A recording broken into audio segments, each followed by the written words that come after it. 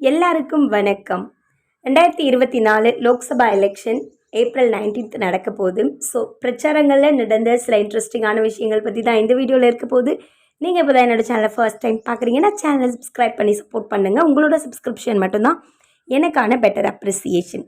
Actress Radhika Sarathkumar Virudhunagar தொகுதியில் பிஜேபிக்கு ஆதரவாக எம்பி எலெக்ஷனில் நிற்கிறாங்க. அவங்களுக்கு ஆப்போசிட்டாக தலைவர் விஜயகாந்த் அவங்க பையன் விஜய் பிரபாகரன் நிற்கிறாங்க தேமுதிக சார்பாக.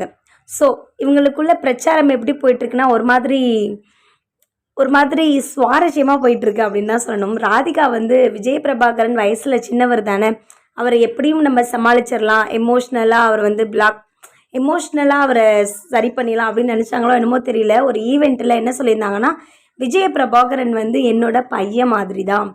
ஸோ என்னோட பொண்ணும் விஜய் பிரபாகரன் அவங்களும் ஒன்றா படித்தாங்க. ஸோ அப்போயிலேருந்தே எனக்கு அவங்கள நல்லா தெரியும். என்னோடய பையன் மாதிரி தான் விஜய் பிரபாகரன் அப்படின்ற மாதிரி சொல்லியிருந்தாங்க.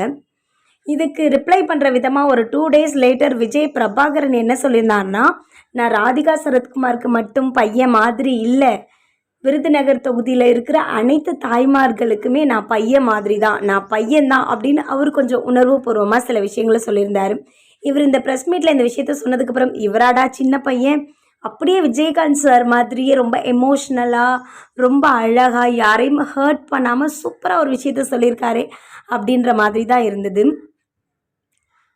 சரத்குமார் சார் பற்றி நம்ம எல்லாருக்குமே தெரியும். ரம்மியில் நிறைய பணம் ஜெயிக்கலாம் அப்படின்னு நினச்சாரு. அப்புறம் அனைத்து இந்திய சமத்துவ கட்சியை ஸ்டார்ட் பண்ணி அதன் மூலமாக ஜெயிக்கலான்னு நினச்சாரு. பட் எதுலேயுமே அவரு நினச்ச மாதிரி பணம் வரல அப்படின்றதுனாலையோ என்னமோ தெரியலை, பிஜேபி கூட நம்ம போயிட்டு ஜாயின் பண்ணிக்குவோம் அப்படின்னு நினச்சி ஜாயின் பண்ணி தன்னோட மனைவியை எலெக்ஷனில் நிற்க வச்சு அவங்க மூலமாக ஜெயிக்கலாம் அப்படின்னு நினச்சாரோ என்னமோ தெரியல. அதற்கான ப்ராசஸ் தான் இப்போ போயிட்டுருக்கு. அதுலேயும் அவர் சொல்கிற டயலாக்லாம் கேட்டிங்கன்னா, அதாவது சூரியவம்சம் படத்தில் தேவயானியை எப்படி அவர் கலெக்டர் ஆக்கினாரோ அந்த மாதிரி ராதிகாவை எம்பி ஆக்காமல் விடவே மாட்டேன் அப்படின்ற மாதிரி சொல்லிட்டு இருக்காரு. ஆனால் அவங்க போகிற பிரச்சார மேடைகள் எல்லாத்துக்கும் அடியில் ஒரு கமெண்ட் வரும்ல, அவங்களோட வீடியோஸ்க்கு அடியில் கண்டிப்பாக விருதுநகர் தொகுதியில் விஜய் பிரபாகரன் மட்டும்தான் ஜெயிப்பாங்க, விஜயகாந்த் அவங்க பையன்தான் ஜெயிப்பாங்க, விஜயகாந்த்காகவாவது விஜய் பிரபாகரன் அவங்களுக்கு ஓட் பண்ணணும் அப்படின்னு விஜய் பிரபாகரன் அவங்களுக்கு தான் நிறைய பாசிட்டிவான கமெண்ட்ஸ் எல்லாமே